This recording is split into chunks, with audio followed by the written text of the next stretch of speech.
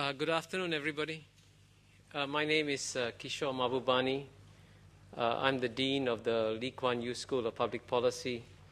It gives me great pleasure to welcome you to this public lecture by Professor Douglas North. Now, before anything else, can I, if you don't mind, actually request and after that insist that you either switch off your cell phones or put them on the silent mode. I say that because it's becoming a rather bad habit in Singapore to have cell phones ringing in the middle of a lecture, and it is rather distracting, so I really encourage you to switch it off. Now, those of you who've heard me make introductions before know that I always begin by saying that I follow the advice of my guru, Professor Tomiko, and I make 3 points. Today, for the first time, I'm going to discard Tomiko's 3 points. Because I think 3 points would do great injustice to our speaker, who's truly a remarkable, I would call him a true Renaissance man. And I want to go into some detail into his life story, if only because it goes against the entire Singapore model of how you are supposed to succeed in life, you know. In the Singapore model, you must get into the right primary school, the right secondary school, go to the right university, get A's, get scholarships and all that. And guess what?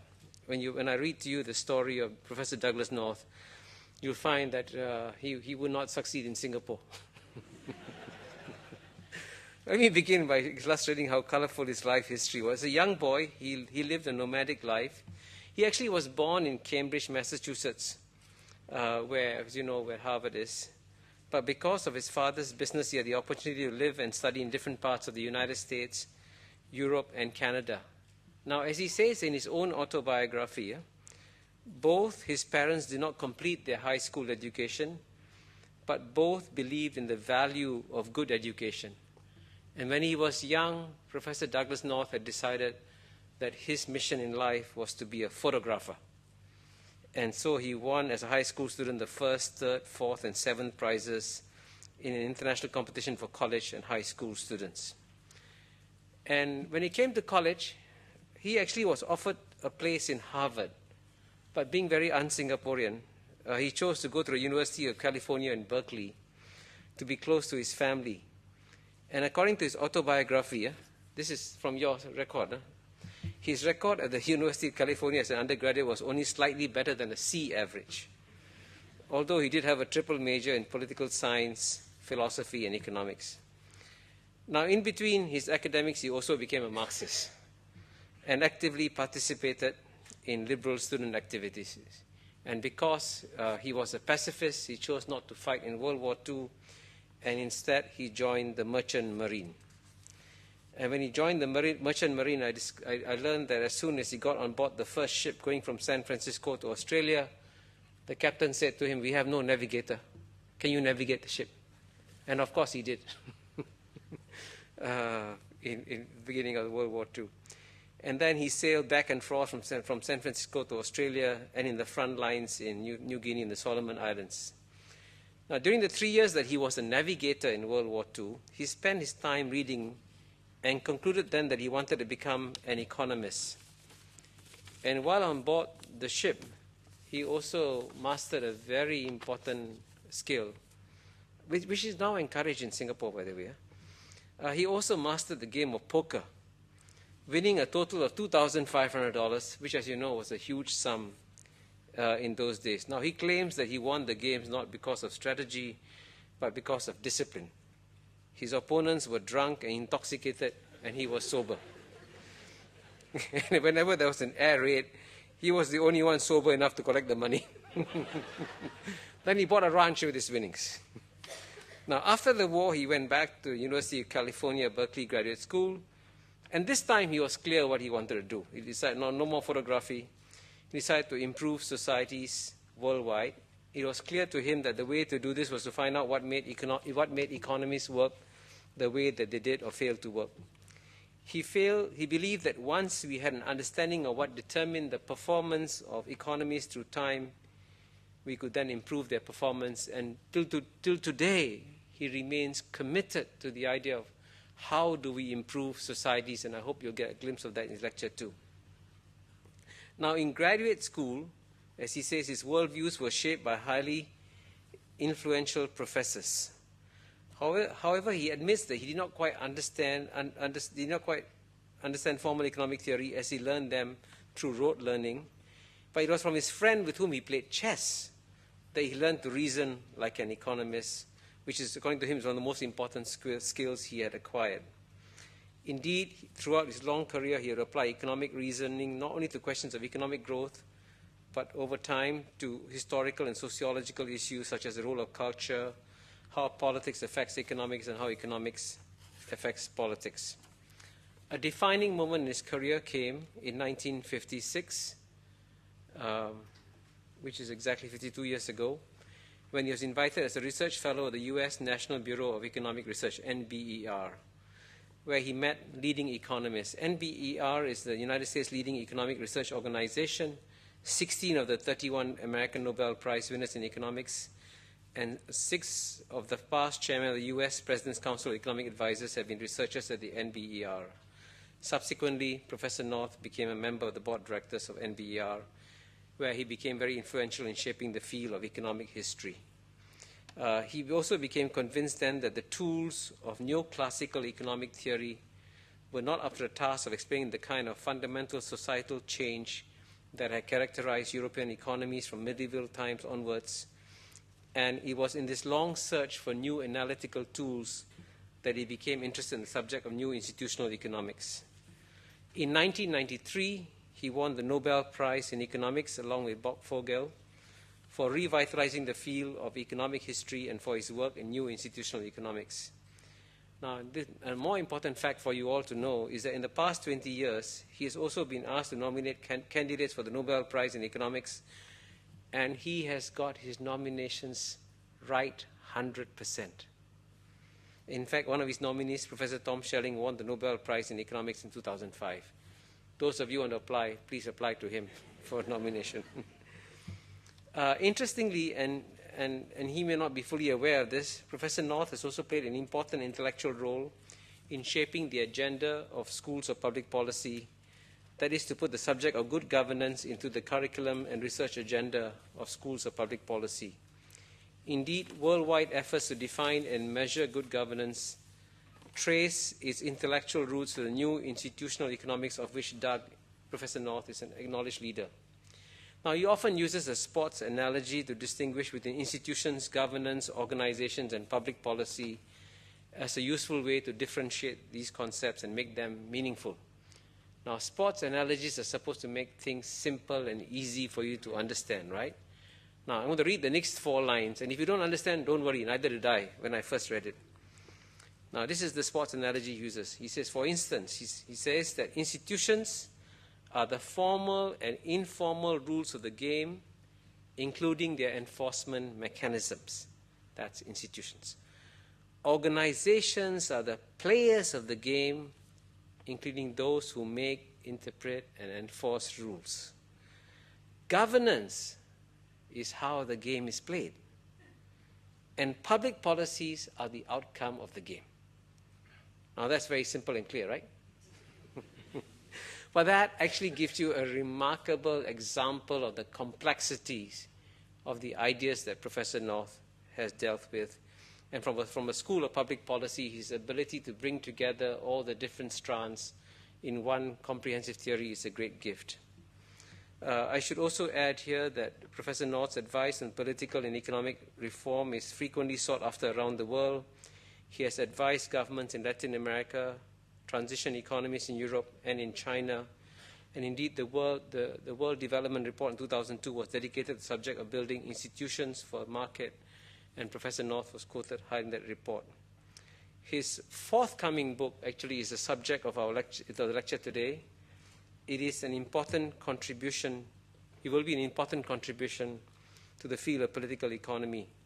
And I hope, as he will elaborate today, economics and public policy are intricately linked to politics and vice versa. And indeed, in our School of Public Policy, we would like to see greater interconnectedness between the studies in economics, politics, law, and other areas. And that's what he emphasizes too. Now, the final point I want to make about him is that he is still a very young man. At 87 years old, Professor North is still going strong. He says that his secret to success is good wine every lunch or dinner. Now, I saw this on Monday when, after a very brilliant seminar he gave at the Institute of Policy Studies, Professor Tomiko took him out for lunch at a Japanese restaurant, and he said, "I don't eat Japanese food without sake." So he drank a whole bottle of sake and then went on his way to meet the minister mentor, Lee Kuan Yew, after that. He also has a good sense of humor, a loving wife, Elizabeth Case, who's here, who's also a strong intellectual partner, and a very strong sense of mission to improve societies. I am pleased to report that the Lee Kuan Yew School of Public Policy shares many of these characteristics. We love good wine. We hope we have a sense of humor, and we certainly have a mission to inspire leaders and improve lives. And I hope all this will come true when Professor North addresses us today. Professor North, over to you.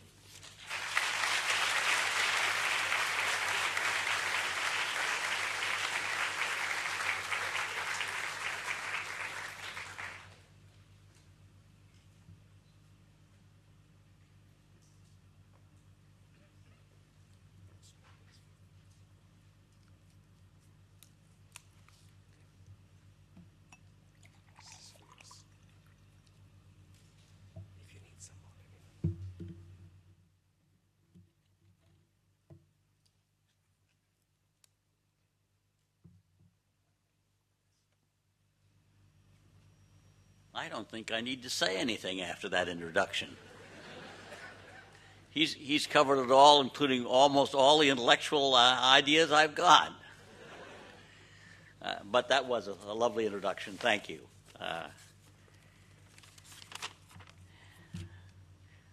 What I'm going to talk about is what we don't understand. We don't understand something that is so obvious and so clearly necessary that it's very peculiar. In fact, we spent more than $150 billion trying to get economic development around the world, and so far, without a great deal of success. Now, that's a puzzle. And it's a puzzle because we know the sources of what makes economies rich. It's very straightforward. You get rich if you become more productive, so you produce more output per man-hour, per time, and that essentially is the backbone and heart of what is economic development. We also know the institutions, and my friend here gave you a definition of institutions, so I don't have to say anything more about them, but I'm going to. Because we know that it requires that you have well-defined property rights, effective judicial system, and things like that. Some things we know, all know. Now, if we know the sources of economic growth and the way and the kind of institutional structure that is necessary to get it, what's missing? We don't know how to get it. Economics, political science, sociology, and you're going to hear all three from me, are static disciplines that explore very narrowly their own particular field. What you're going to get from me is a mixture of all of them, because I think that you can't understand how a society works unless you understand that all three of them are involved in trying to make sense out of our world. And even though you may understand that, the theory we have is static. That is, it's a theory. It's good. Economic theory is a powerful body of theory, but it explores how an economy works at a moment of time. It also assumes away all of the interesting things that we're concerned to try to understand, all of which I'm going to talk about in a minute. Now, what's missing? Well, first of all, beliefs. Second of all, time. Third of all, culture. And fourth of all, institutions. And I'm going to take each one in turn. Beliefs. How do we understand the world around us? Now, what economics inherited was from the physical sciences, physics and chemistry and so on. And they have very elegant bodies of theory in which get at fundamentals of what either genes or neurons or whatever. And whenever they run into a new problem, they go back to fundamentals, and then they build from that a theory about trying to deal and solve that problem. And that's been very powerful enough so we could fly to the moon and do all kinds of things on the basis of a body of theory that solves our problems. We don't have any such fundamentals in the social sciences. What we have is eyes, ears, nose, and feeling, and those are the only ways we understand the external world. That's all we understand. But how do we translate what I see or hear or feel into understanding the complex structure of human interaction that characterizes our world? Well, it happens in our brain. So the beginning of understanding is to ask ourselves, how does the brain take these things that come from the senses and translate it into a coherent explanation that allows us to understand who we are, where we are, what we're doing, what other people are doing? Now, if you think that's simple, you're wrong. We don't still know a great deal about cognitive science. We don't still know a great deal about the way in which the brain takes what you see or what you hear and inside your brain builds it into a structure to make sense out of the world around us. Why is that important?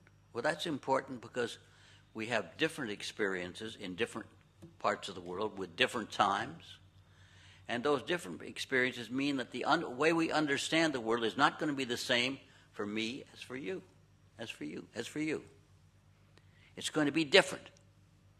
And indeed, that difference is at the heart of almost all of the problems in the world. If we all had the same experiences, we'd translate, presumably, the world the same way, and we'd have a common understanding of the world. But whether we're Americans, Muslim fundamentalists, or whatever, we've all had different experiences, and we translate it differently. So the beginning of being intelligent about how societies and economies and polities work is to understand that the beliefs that people have are a result of the way in which the brain has constructed and translated the senses into a particular structure and order. Okay? And that it's going to be different. Which takes me to the next thing. It's not only going to be different at a moment of time, it's going to change over time. Because the world we see today and the world we saw yesterday are different. And very different than the world of 100 years ago or 200 years ago or 500 years ago. So not only is culture, something I'm going to come to in a minute, not only is culture going to differ with different experiences we have in different environments, but it's going to change over time. And what we mean by culture is the beliefs and institutions that we've inherited from the past that structure human interaction today. Let me say that again because it's the heart of everything I'm going to say. Culture is the beliefs and institutions that have been inherited from the past that constrain the choice set,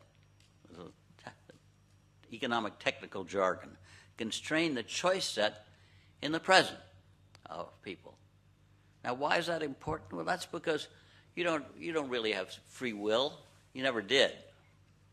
What you've got is a world in which you're so constrained by the beliefs and rules of the game and so on that you've got inherited from the past, that how you understand the world is not only differ in different environments, but it's going to change over time.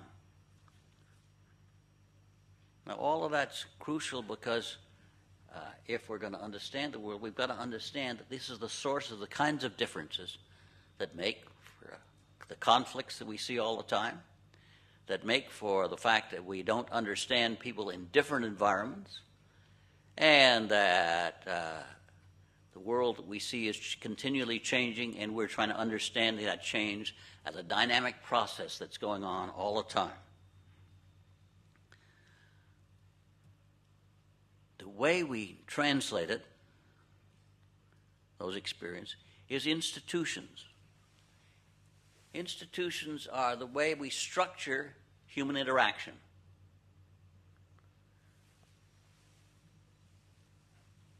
Now,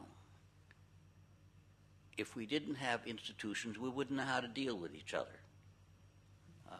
Instead, institutions define the structure that determines how I deal with my wife or any of you, why I'm up here translating and talking the way I am. Institutions, as my introducer made clear, is made up of formal rules, informal norms of behavior, and enforcement characteristics. Formal rules are straightforward. They're in the most liberal sense, they're property rights. But there are also any kinds of rules that are enacted by government, and it's usually by government, although I'll qualify that in a minute, that define the way in which overall the game is played. Informal norms are ways of doing things, values, and so on, that constrain the way in which we interact with each other. And in many respects, they're more important than the formal rules. After all, when I deal with my students or I deal with other faculty members or with anybody else, it's the way we deal with each other is neatly defined by all kinds of conventions, codes of conduct that define how we deal with each other. And most important of all, if you have institutions but they're not enforced, they don't make much difference. And all institutions are always imperfectly enforced. Let me give you an illustration of what I'm talking about. I'm going to apply it to professional team sports. You play football here, although what you call football and what we call football in the United States are different, but you can translate it easily enough. Football is made up of formal rules that define the way the game is supposed to be played. Informal norms, such as you're not supposed to break the quarterback's leg of the opposing team, or translate it into soccer, which is your football. You're not supposed to trip up the other guy and kick him in the shins and things like that. And enforcement, which is you have referees, umpires, and so on, whose objective it is to see that the rules are enforced. But I don't know about, probably here in Singapore, you're all very gentlemanly and ladylike, and therefore live by the rules. But in professional football in the United States, the Oakland Raiders won the world championships year after year by deliberately breaking the quarterback's leg on the opposing team because he was the key player, and if you did him in, well, you'd win. You say, what a horrible thing, but that's the way all societies work. All societies work on the basis of institutions and very imperfect enforcement. Now, why am I going at this so long? Well, because the way societies work, and that's what we're interested in, the way societies work is a function of the way institutions work. And while we try to make them work in a certain way, they never work ideally or perfectly that way. They work very imperfectly. So even the most effective institutional structure, one that produces, as the Western world, very high-income world, still has all kinds of defects and failures and so on. Now, I have one more introductory comment, and then I'm going to get to the crucial framework that I want to deal with, and that is violence. One of the things that distinguishes human beings from lots of other animals, but in which we have a close relationship with chimpanzees, but not bonobos, I might add, and that is we kill each other with great abandon. We've been doing it ever since the beginning of time. And because we are violent with each other, creating social order, creating a society that will work and provide a context within which human beings can interact, can deal peacefully and effectively with each other, has been an ongoing, continual dilemma of societies all through history. So violence is always a threat, and social order and peace and stability are very delicate. If you doubt me, I suggest you look at what happened to Iraq in the last 10 years. The United States wiped out a dictator in Iraq and didn't replace him with anything, at least not with anything that worked. Wiped out whatever you can say about Saddam Hussein. He did create order. He did create a system in which within that order, while you had political, economic, social activity going on, and once that got wiped out, it's not easy to replace. Okay, so now we're ready to talk about what I think is the fundamentals of the way in which societies have organized themselves all through history. There's just what I and my two colleagues who are writing this book call social orders. That is, there's just three fundamental ways throughout history that human beings have organized themselves. And when I say organize themselves, I mean produced institutional frameworks that structure the way the game is played very ineffectively, or at least sometimes ineffectively. The three social orders are primitive societies, which are only of historical interest, which is hunting and gathering societies, the natural state or the limited access society, and open access society. Now, I'm not going to talk about the first, but I'm going to talk a lot about the natural state or limited access societies, and I'm going to talk a little bit about open access society. Note that the way in which I'm approaching the problem is very different than as an economic historian I was taught economic history, or as even I wrote economic history in earlier days. Economic history and indeed societal change has usually been talked about or written about in terms of technological change, the growth in the stock of knowledge, or demographic change such as Malthusian pressures and fertility, mortality, migration. And there's no doubt these are very crucial, basic parts of what determines the way in which societies work. And they provide an underpinning frame of the way in which I think societies work. But what I focus on is on the way in which we structure social order and the effectiveness of doing that, and most crucial of all, the incentive structure that comes out of the way in which we structure social orders. And it's the incentive structure that determines the performance characteristics of societies. Because what's missing in lots of societies is that it does not pay for the players to be more productive, to be creative, to do the kinds of things that we know makes for productivity increase and makes for human well-being. So what we're looking at, therefore, is why we have societies in which the incentive structure of the social order is one that provides only limited or very poor incentives for people to be more productive. So let me talk about the natural state or the limited access society. It has dominated human history ever since the Neolithic revolution, which produced agriculture beginning in 8000 BC in Mesopotamia. Because that was the beginning of human beings settling down. It was the beginning of producing organized economic activity, of specialization and division of labor, the classic framework within which economics is built.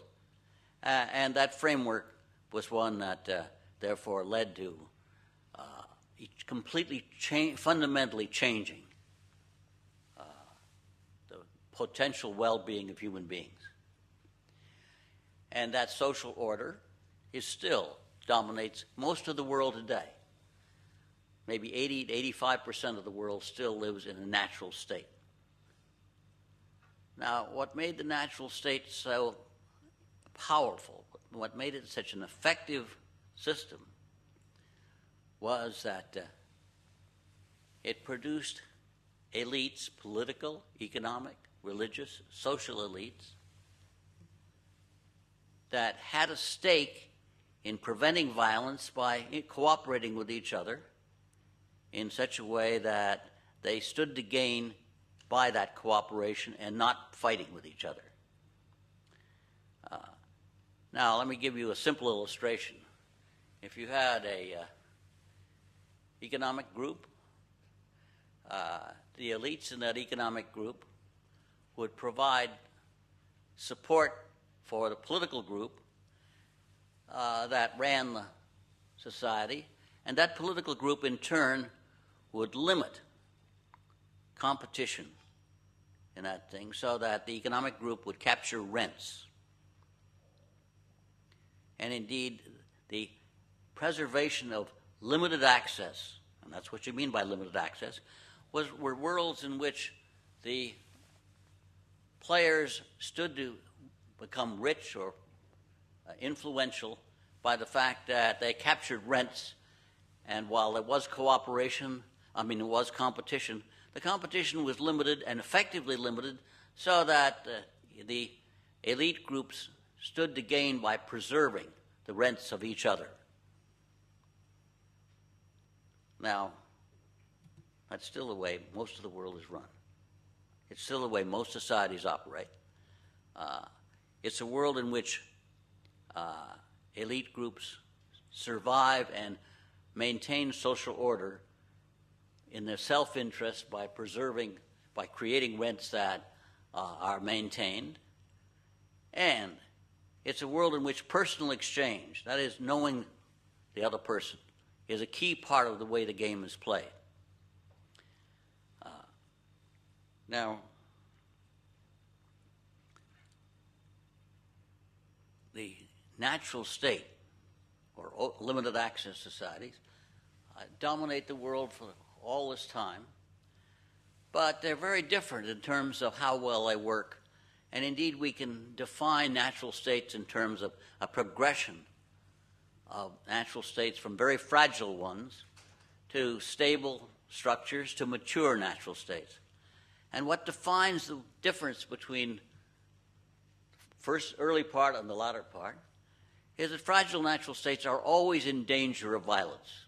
The elites are always threatened by other elites with different interests, and to preserve, therefore, and survive, they must maintain themselves by creating institutions and enforcement characteristics that is going to maintain their order, but do very little else.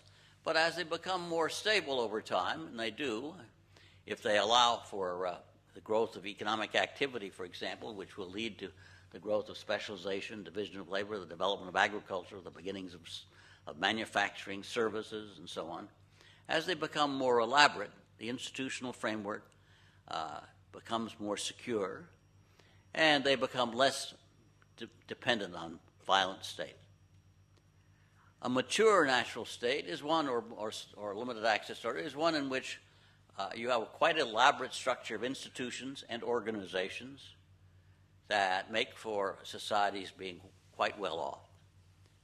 Quite well off, but you'll note the key feature of a natural state is that while you capture some of the potential gains of increasing specialization and division of labor, which from Adam Smith on has been the basis of increasing productivity, you don't capture it completely. Indeed, the fact that you allow for monopoly, rent-seeking, and limited competition means that you never capture the complete gains that you get from a society in which you had competition.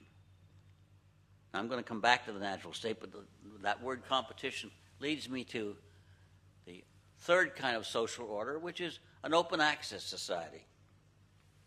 And open access societies are a recent development. They began in Western Europe, the Netherlands, the Dutch first, and then the English, French, and gradually spread overseas possessions of the English and so on. And the open access society's key feature is that you have competition in both economic markets and in political markets. Now, that's crucial because if you have competition only in the economic market, why, then some economist or some economic group that wants to preserve its rents, if it gets hold of the political system, will simply restrict entry and therefore maintain monopoly positions. And don't misunderstand me. Everybody would like to have a monopoly, including us academics more than anybody else. Because after all, a competitive world is a very insecure world. It's a world in which you never are secure, which you've got to continue to struggle and improve all the time. And indeed, the economic model of the world that I'm talking about was the one that Joseph Schumpeter most completely characterized as a world of creative destruction. And it's a good term, creative destruction, because creative destruction precisely was characterized it. What you have is a world in which innovation, creation of new products, and persistently creating more innovation and new products is an ongoing process. An ongoing process that goes on forever. And because it does, it means that rents tend to be temporary. And because they're temporary, therefore, you wipe out monopolies. But you'll note that in the creative destruction part means that you can get very rich in this world, because if you invent a better method of doing things than your predecessor, you may wipe out the previous way of producing, but you'll have, until the next group catches up with you, you'll have high incomes and make substantial profits. And that process of creative destruction that Joseph Schumpeter characterized beginning in the early 20th century is the key to an open access society. It's what made the world rich. And indeed, so much so that when you look at the contrast between limited access societies and open access societies, there's an enormous difference. Limited access societies, to use the jargon and the numbers of economists, typically have per capita incomes that does not exceed $10,000 per capita. Open access societies have per capita incomes that usually range anywhere from $20,000 to $40,000 per capita. There's a big gap. Limited access societies are based on personal knowledge, personal exchange. Who you know is what counts. Open access societies are based on impersonal knowledge, the development of secure, impersonal property rights, treating everybody equally, and indeed providing a framework in which the rule of law and a judicial system dominate the way in which the system works. To translate it into the jargon that we economists use, limited access societies have low costs of transacting. in all kinds of markets, political, economic, social markets. And that means that you get the advantages of trade and exchange and economic growth in all kinds of different margins. And therefore, when we try as we do to measure the costs of exchange in different kinds of markets, we observe that in open access societies, it's very low. Because in fact, again, you have competition to do things more productively and creatively, and if somebody can do it more productively and creatively, as long as you have free entry into economic, political, and social activity, then that process is going to continue to grow. Now, at this point, I hope you're saying to yourself, well, why wouldn't all societies be open access societies? The obvious gains are so vast of open access society over limited access societies that clearly the advantages of one over the other are substantial. Now, don't misunderstand me. Limited access societies grow. After all, you can have economic development, but it'll be limited development. It will never be anything like what you can get with an open access society. So that when we observe limited access societies moving from fragile to stable to mature, they are progressing along a line in which they're gradually building more complex institutions, extending the rule of law in certain dimensions and so on. That is making it possible for them to be more productive. But they run up against fundamental obstacles as long as the game is played within the constraints of rent-seeking, dominating the way in which elites deal with each other and protect each other's rents. Why is the limited access society so difficult to change? Well, because the elites that run limited access societies, which usually make up no more than 10 to 15 to 20% of the total population, the rest of the population are, they may have some rights, but they will certainly have less secure rights than the elite groups. Obviously, the elite groups stand to gain by maintaining the structure that provides the rents for them, which make them rich, and which provides a framework, therefore, that provides security for them, prevents violence and the disorder and so on, and therefore provides a basis that has provided a degree of social order for 10,000 years now.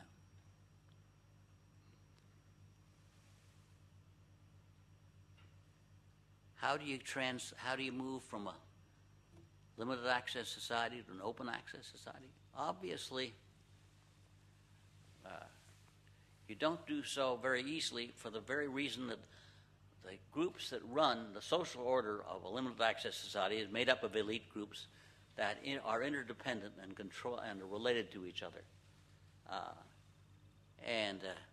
In order to destroy that and create an open access society, you've got to wipe out the monopoly rents that are the basis of the stable structure of that society. Now, once you understand that, you begin to understand why it's very difficult to move from one to the other, and indeed why World Bank and IMF and groups like that have attempted to improve the lot of poorest nations fail. They fail because the policies that work in an open access society, competition, secure property rights, and things like this, when you would apply them to a limited access society, are going to wipe out the rents in that society, and those rents are the framework, the basis for what prevents disorder and violence. So that in order to move from a limited access society to an open access society, you've got to have change that goes on in such a way that the elite groups gradually transform themselves from one to the other because it's to their self-advantage to do so. So let me give you a very brief sketch, and then I want to quit talking so that you have a chance to discuss things. What you have to have happen is, first of all, elite groups will, in their own self-interest, establish property rights because that provides secure relationships as when they trade with each other. But gradually, they observe that they can extend profits by extending property rights to larger and larger groups. And as they do, obviously this widens the basis of exchange and therefore the profits and rents that they can get. Gradually, this creates institutions and organizations that become to some degree autonomous and independent of the elite groups. And to the extent it does, these organizations take on a framework of their own and make possible wider and wider potential profits. The development of trade and commerce and exchange groups therefore becomes gradually independent of government ownership. And indeed, with limited access society, the organizations that are created as creatures of the government. But that limits your ability to capture lots of profits when trade and markets can expand. And so gradually, limited access societies can, the elites in their own interest may expand trade and gradually, therefore, expand the range of activities that they will engage in. And that will lead them to more complex institutions and organizations that in turn become more and more independent of the control of the existing elites. So the first doorstep condition is that elites extend property rights. The second is that you extend them and create institutions and organizations that have a degree of autonomy from them, which allows them to operate in ways that will gradually undermine the monopoly position of elites. And third of all, and last, you've got to have, as a third doorstep condition, that the military comes under civilian control. Of all the things that have characterized limited access societies is when elites get in trouble, they have called in the military to put down disorder or put down conflict in their own self-interest, and therefore the military has always been at the beck and call of elite interests. Somehow or other, you've got to get elites which gradually, military which becomes gradually increasingly independent of such control. Now, this has happened, and indeed in the book we've just finished, we have detailed stories about how this happened in Western Europe and in other parts of the world, and why it hasn't happened, and what the obstacles to it happening are in limited access societies like Mexico or countries like this.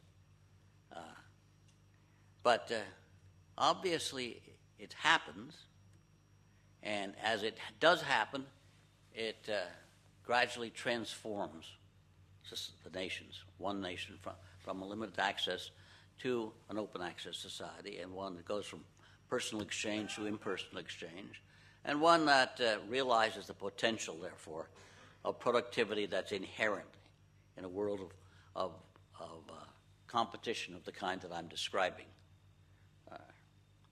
Well, we still don't know a lot about the process, and the reason why we don't is that while social order has certain key features that I've tried to describe, the specifics of every society are different because they've had a different cultural heritage. To take just one illustration of many that I could give you, take China, which is still a limited access society, but evolving very rapidly. But the way in which China evolved, the kind of institutional change that has been responsible for the dynamic process that's going on in China that's moving it from fragile to a mature natural state, has been one that doesn't look anything like what happened in the West. In the West, we see the development of property rights, the growth of firms, the growth of judicial systems. If you look at China, it begins with a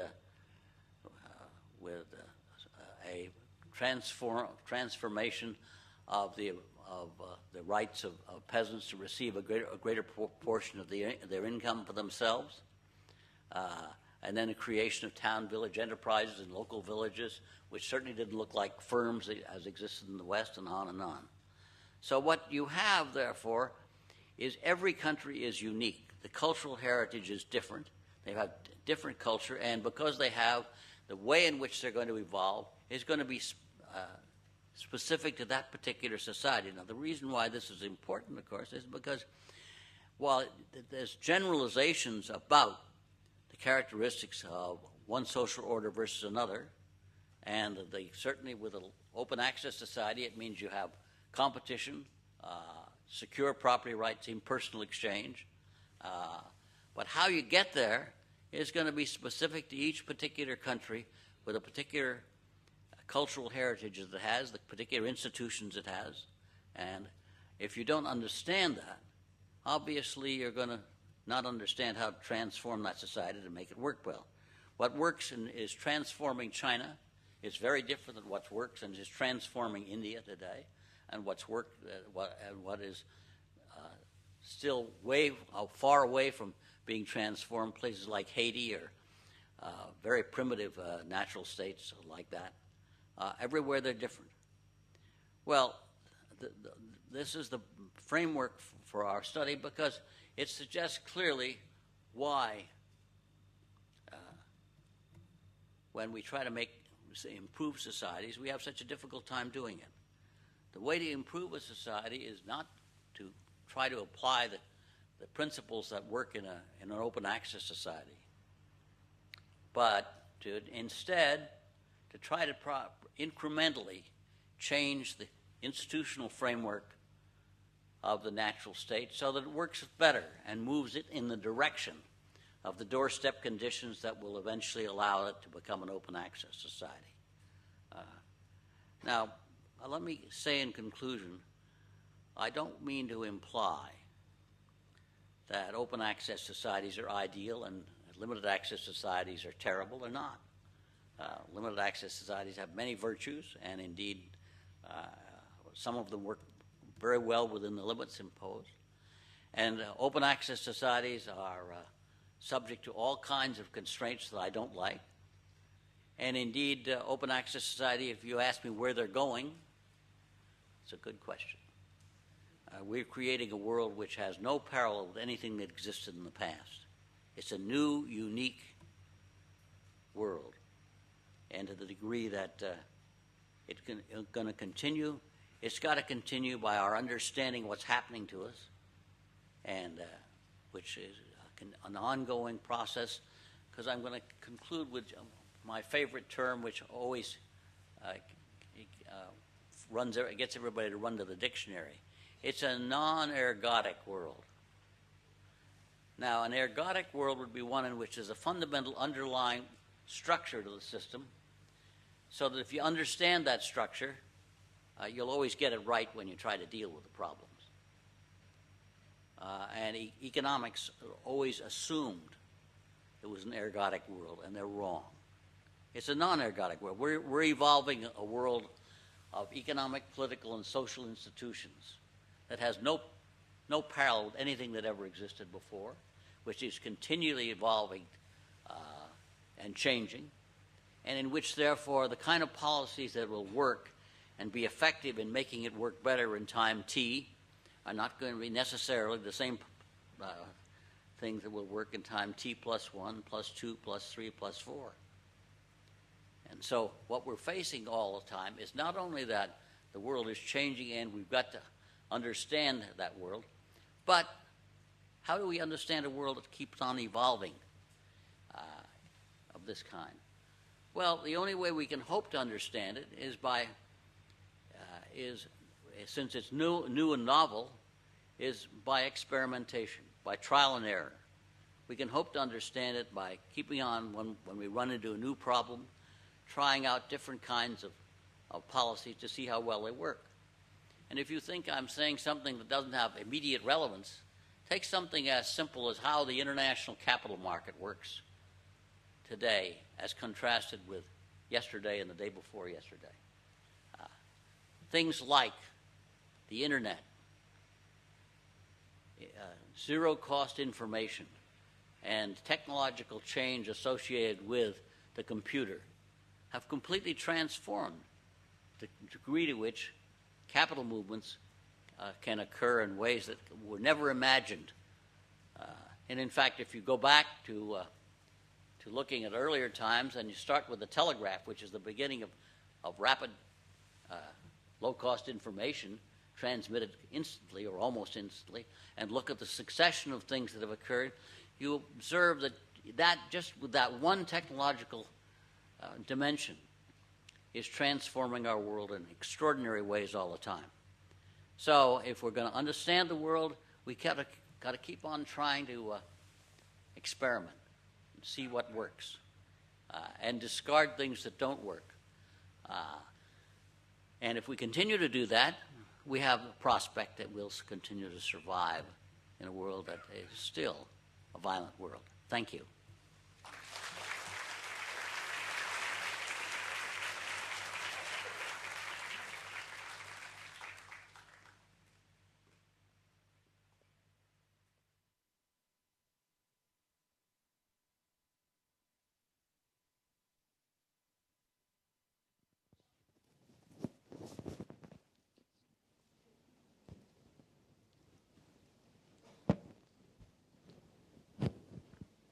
Well, I thought you were going to end on an optimistic note and say that world peace is coming. Instead, you say we still live in a violent world. It still is. Before I throw the floor open for questions, let me just ask you the first question, okay? You mentioned that you were once a Marxist. You know, as you know, Marx, you said we do not know where we are going. Marx had a very clear idea of where we are going. He said we're going to have the withering away of the state. We'll all be completely free. We can fish in the morning, write poetry in the afternoon, hunt in the evening. In your future, you see that institutions are going to be eternal. There'll be no withering away of the state. In fact, the state will continue to play a bigger role forever. So if Marx was here, what would you say to him about why his vision was wrong?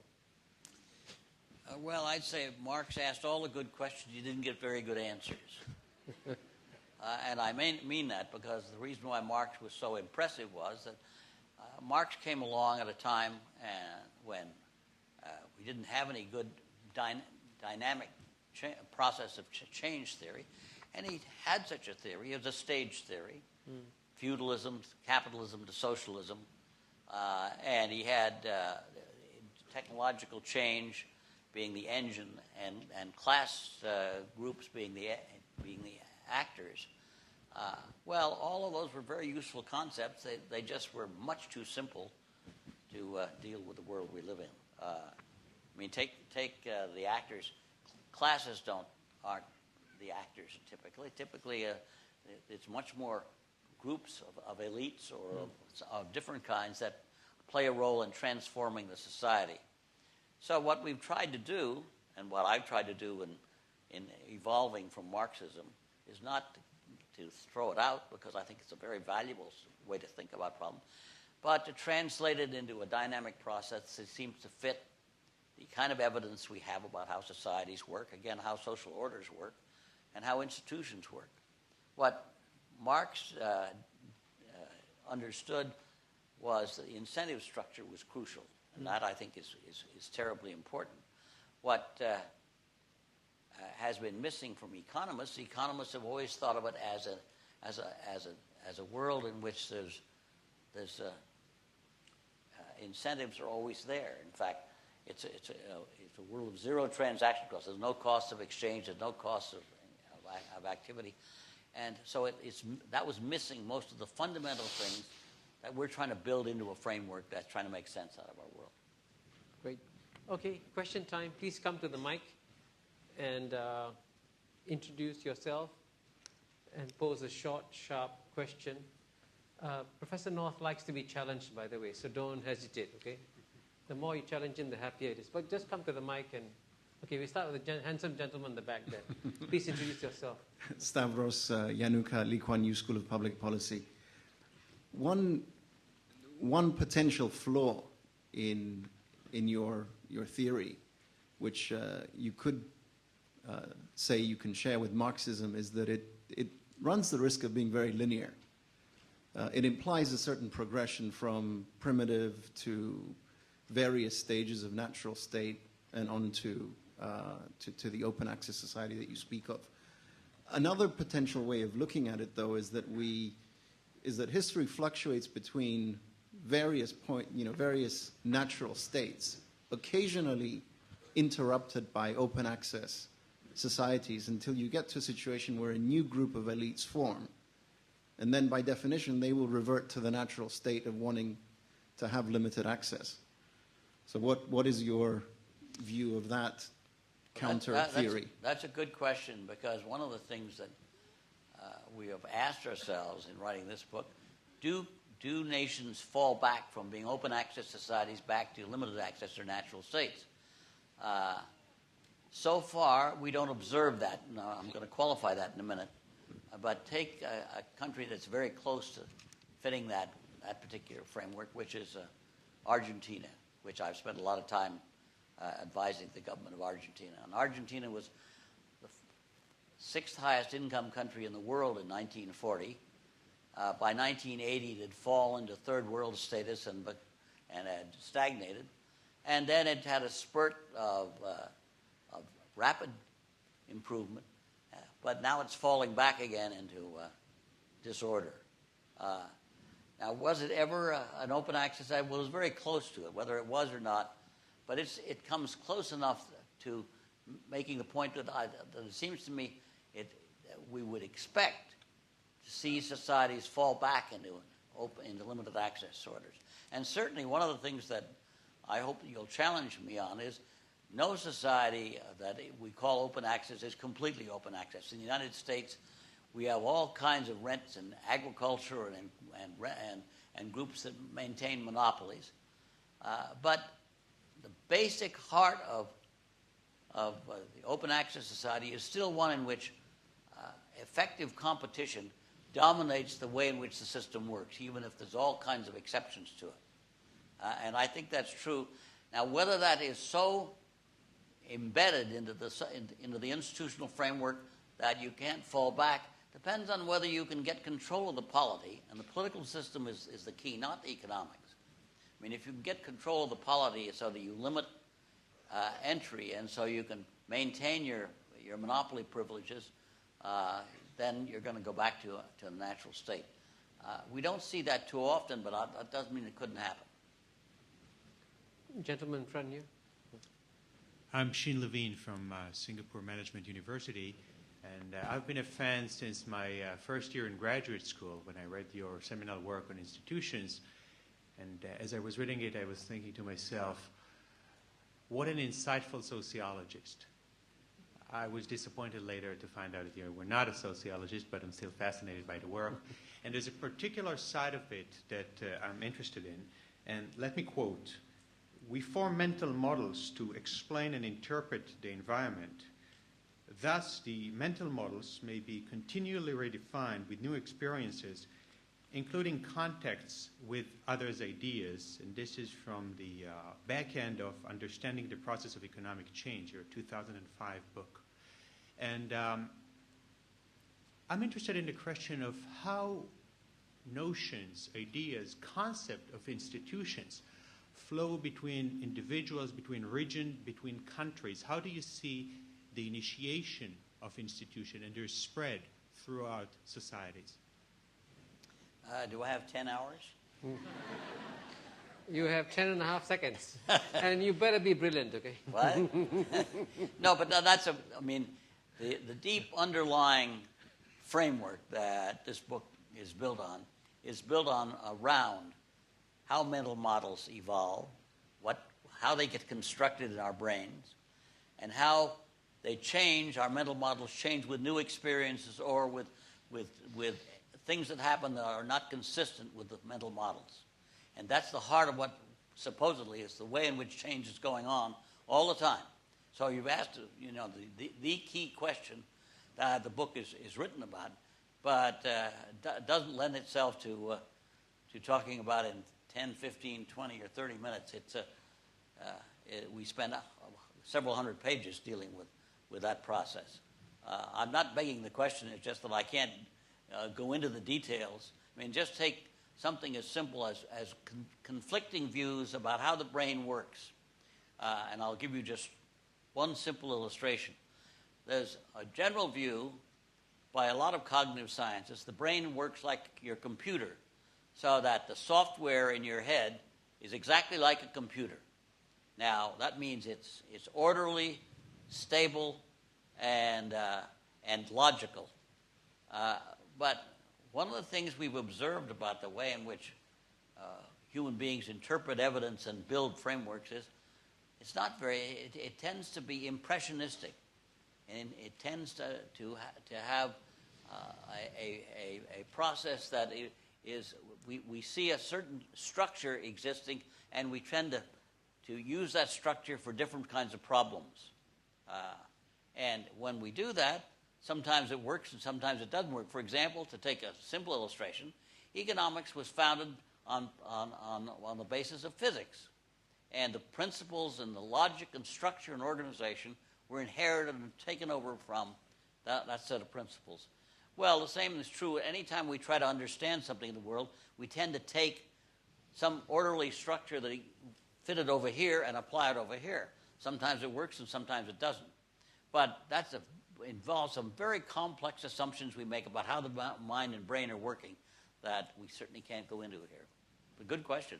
And this is true for the spread of institution, or the attempt to take institutional structures from one place and apply them somewhere else. Well, that gets still another set of issues, which is, if you have institutions that work in country A, are they transportable and can they be transposed into country B? Sometimes they can. Depends again on how the institutions are, on the flexibility of the institutions, and on the degree to which the change in the institution is consistent with the belief system that varies with different systems. For example, one of the things that is of immediate issue of interest to us here in this room and everywhere is the degree to which Islamic fundamentalism can be transformed into something that hopefully is less violent, more peaceful. And we don't have good answers to that at this point, but it's right up the alley of the issues you and I are concerned with, because if we're going to have peace in the world, we can't do it in ways that we in the United States tend to do, which is to kill off people who disagree with us, which we seem to be very good at. Instead, we better find ways to understand. But that doesn't mean we've got to give in. It means we've got to understand them, so we understand the basis of differences, and we can start to then build a bridge to communicate effectively with each other. And so the whole framework that I'm trying to develop is one that tries to get at fundamentals that I think are crucial for, in the long run, solving problems. So the 10-second answer is buy the book. Over to you over there. Hi, my name is Richard Carney. I'm from the S. Rajaratnam School of International Studies. Wow, we're getting all the schools here. And I think, like many of us here, I've been a big fan since graduate school especially. And I wanted to ask you a question that's kind of related, I guess, to the question that was just asked. You defined culture as being comprised of beliefs and institutions. And I wanted to ask you if you could define more precisely what you meant by beliefs, because it seems to me that it could be, on the one hand, the preferences that individuals or groups have. It could also be knowledge in the sense of understanding what works and what doesn't work. And just to elaborate just a little bit, if you're talking about groups having enough power to overthrow the elites, then it strikes me as more likely that the individuals in that group are unlikely to have the same level of knowledge, but would more likely share the same kinds of preferences. So does beliefs depend more upon the preferences that the individuals of a group share rather than their level of knowledge? Or what do you mean by beliefs? Oh boy. You I got get another- easy questions here, don't worry. Yeah, I got another five hours here. Beliefs consist of the way we understand what's going on, and they're not only made up of our understanding, but they always have an implicit understanding of what is and by contrast what should be.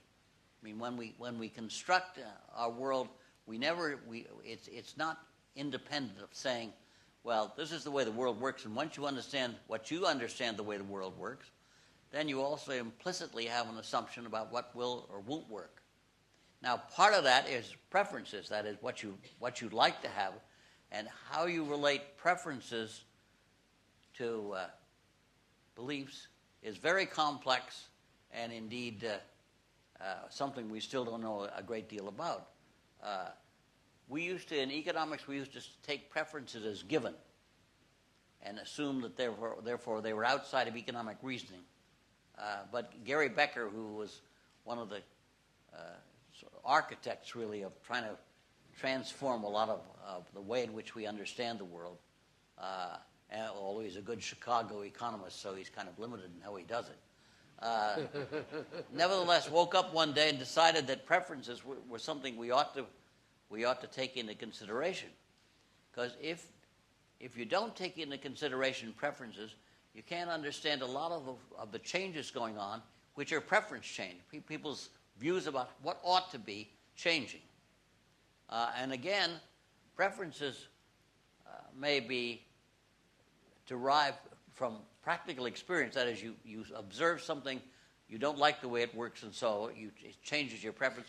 Or it may be independent of specific activities and have evolved as an intellectual process, like what came out of the Renaissance and modern development.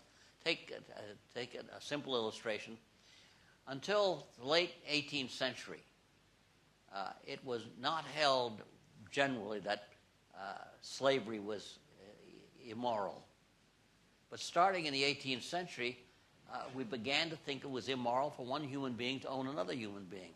Now that evolved as a set of changes in preference that really became a very powerful influence on the way in which actions took place and led eventually to the elimination of slavery around the world. So preferences come about either for intellectual activities or by experiences in which we run up against the way things work, and we don't like the way they work, and they change our attitudes. That's not a very good answer, but we don't have good answers to it. Thank you. The gentleman up there, please. Hi, I'm Chen Yan from, I'm an editor with Asia 360. Well, you've obviously raised many issues, and I just want to kind of, since I'm from Singapore and I sense that you've been hesitant in trying to comment about the host country. And at least from some of the features you've described of a limited and an open society, we could see maybe perhaps Singapore veering towards from stable to towards probably mature limited societies. But I'm not sure to what extent these categories are really helpful. I mean, essentially it seems that the distinguishing factor between limited and open is competition. If there is political competition, if there's economic competition, then it's good. It lowers transaction costs and all that. But surely that in itself is not an end point. I mean, it really depends from country to country and society to society.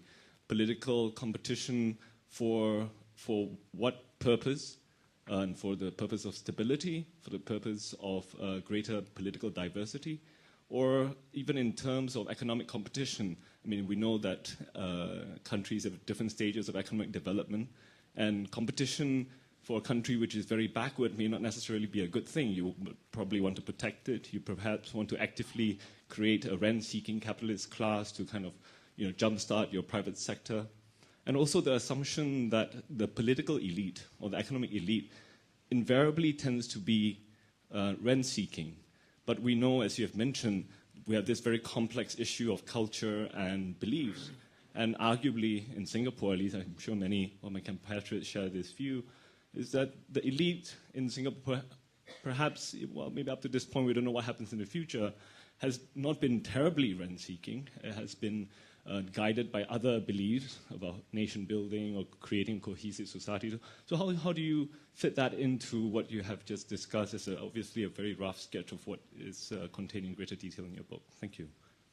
Well, I'm not sure I completely understood your question, but let me state the way I think I understand it and see if I'm first of all, there's no normative judgment in what I'm talking about whether it's good or bad. I'm trying to get at what makes societies and economies materially well off versus those that remain poor. And that's a straightforward question.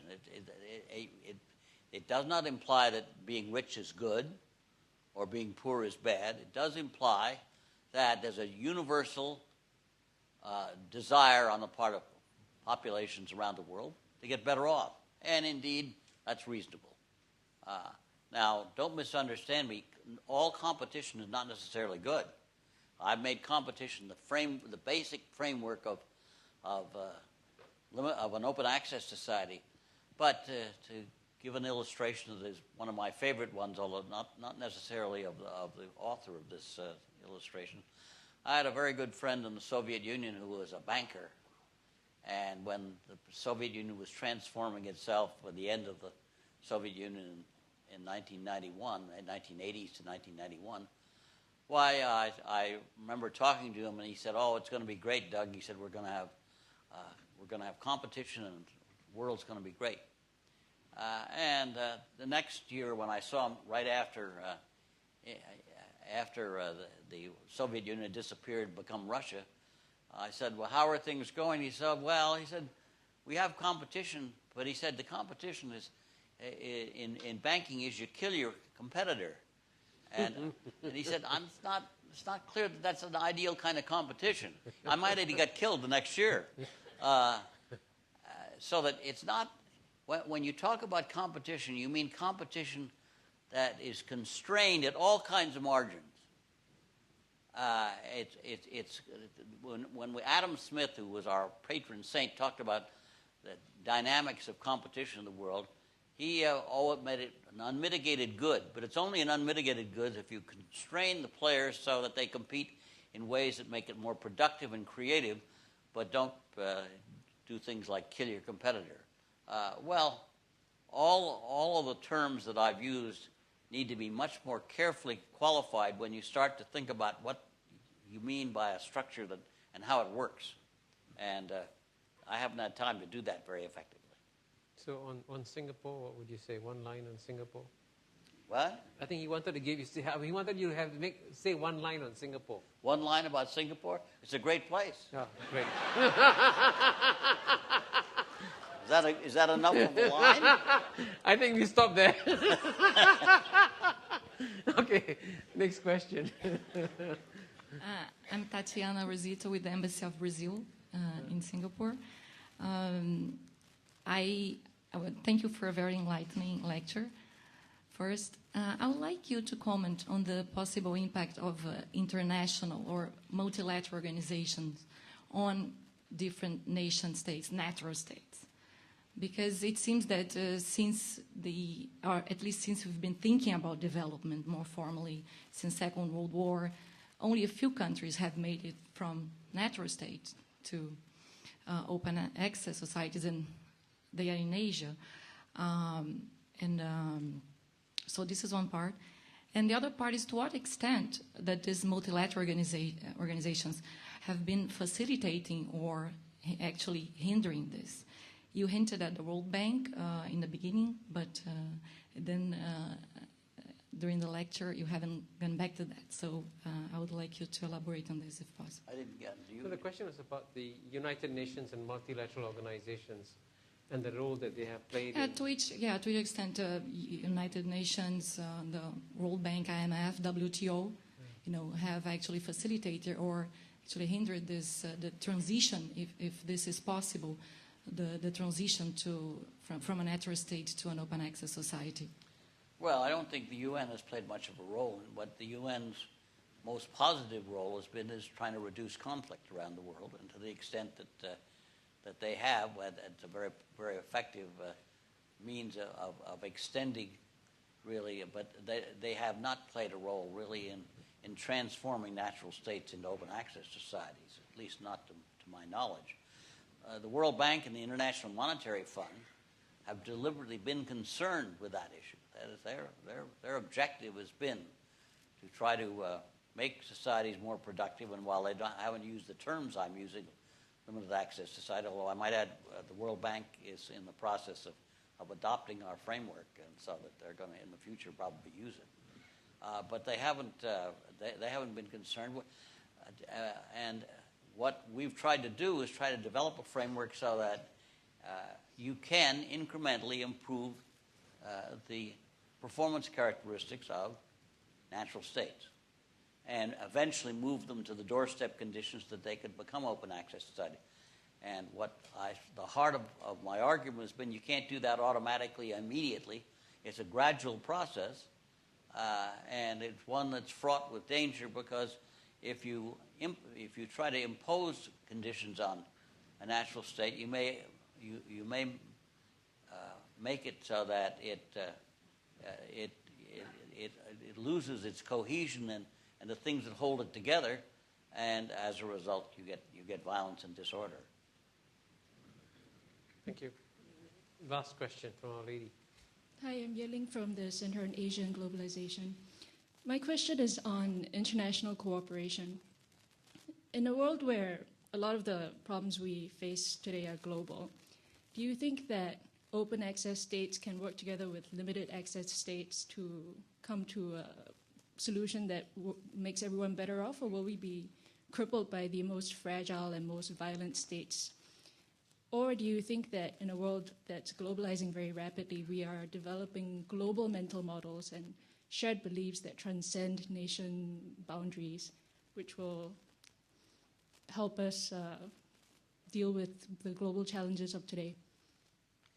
Well, globalization is something we're all for, at least we economists are all for.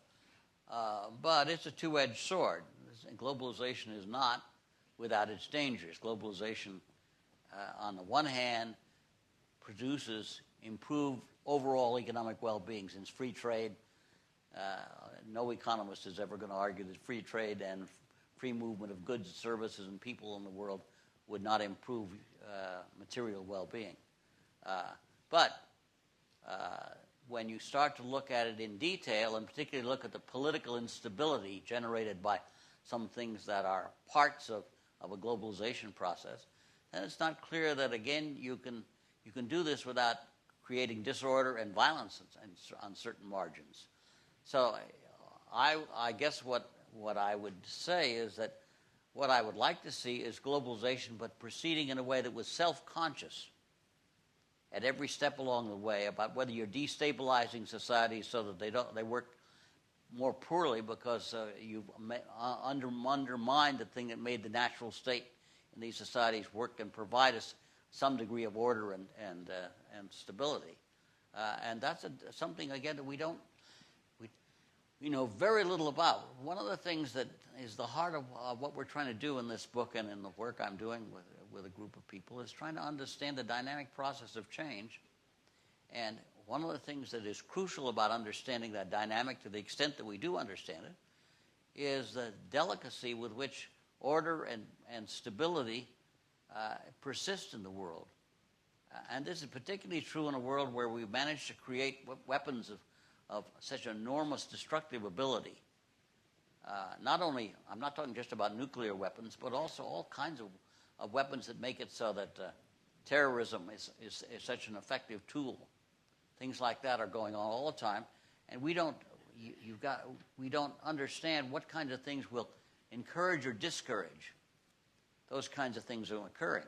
We don't know that. I mean, one of the things that I'm impressed with, and I've been impressed with since a number of people have spent time since I've been here in Singapore talking about it, and talking about this phenomenon not only in Islamic world of the Near East, but the Islamic world in South Asia and so on, is the degree to which terrorist prospects can tend to undermine and threaten stability, order, and progress that is going on in various parts of the world. We just don't know enough about those things. But we do want to be self-conscious about it, because while economic improvement is certainly something that we're, at least as an economist, I'm for, I want to be sure I can do it without creating more disorder in the world, and that's a neat trick. You know, I did say last question, but there's something about the natural state of lectures, whereby the questions always come at the end. So would you mind if we take the last 3 questions? Do you mind? You're the boss. I'm at your disposal. I'm a big shot now. Okay, I suggest that we take all 3 questions, if you don't mind, quickly. And if you want to take notes, we'll say, then we can answer them all together. So that I don't want to detain Professor North. He's used his voice a lot, so I think we want to not strain his voice too much.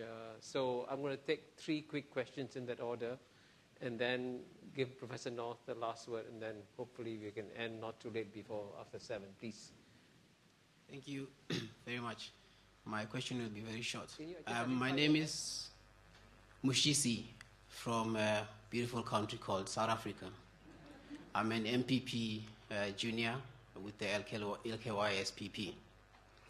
And Prof. Douglas, thank you for an interesting account of different states and how those societies and different states impact on the economy. And bearing in mind, as you obviously did, that each and every society is different.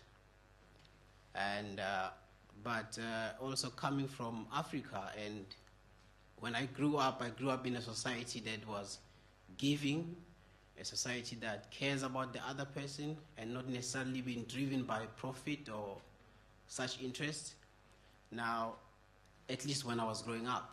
Now, today, those kind of societies are very limited or completely wiped out by different kinds of societies. Do you think they can be regained, or is it necessary to regain such societies?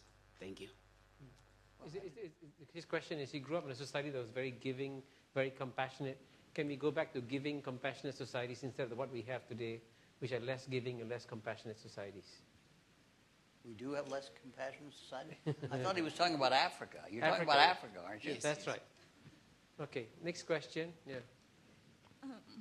Hello, Professor. I'm an accounting student from a local university. Forgive me if I'm asking something stupid. Okay, my question is, creative destruction is caused by the emergence of new ideas in the national innovation system. So how is economic growth generated by new ideas reflected in your emphasis on the framework of institutions in an open exercise society? Yeah. Okay. Next question. Last one. This is definitely the last one, by the way. India meets all the 3 criteria of... You got to identify yourself. Preeti Davra at the Lee Kuan Yew School. India meets all the 3 criteria of open access societies that you have described. And it always has, actually, since its independence.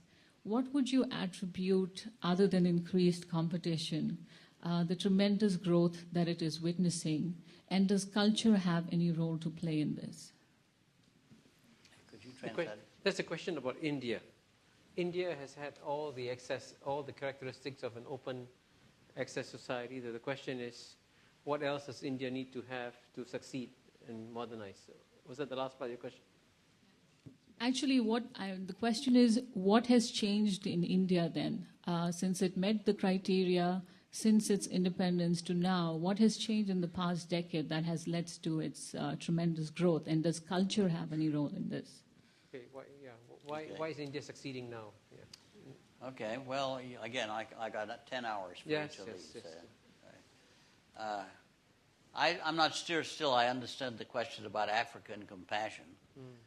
But let me just say that if you look at performance characteristics of countries around the world, sub-Saharan Africa is right at the bottom. It has had negative growth in the last 20 years, so that people in sub-Saharan Africa are poorer today, absolutely, than they were 20 years ago. Now, that's very, very unusual, because overall, in the last 20 years, an enormous percentage of the world has grown. not very well, but they've grown. And also, poverty has been reduced substantially around the world. So Africa is the exception, and a very serious exception, and mostly because we have not understood how to break Africa out of the tribal heritage that it's had and transform it into a social order that would allow for improving productivity. In Africa, where the productivity growth is negative most of the time. Now, I have some very good friends that work in Africa, and if I had time, I'd give you their description of it. They start with the view that Africa has such enormous fluctuations in climate and soil and so on that it has been very difficult to develop orderly ways of producing that can realize it. Second of all, property rights are very imperfectly specified, and I can go on. I don't think I want to take too long. But just suffice to say that our experience in Africa is a dead loss at this point with respect to being able to improve performance.